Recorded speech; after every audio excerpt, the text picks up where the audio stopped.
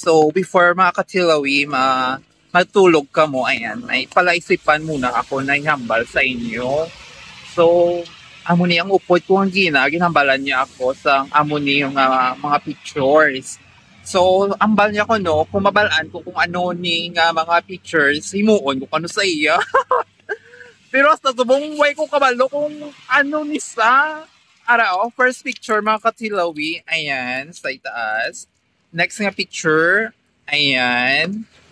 Third nga picture, ayan. So, amo na guys, ang ginhambal niya sa akon. So, pakton ko kano, palaisipan kung maabalaan ko kano, himuon ko kano sa iya. Ano ni sa, hindi ko yung kabalo. So, comment down na lang kung nabalaan mo para mahambal ko sa iya.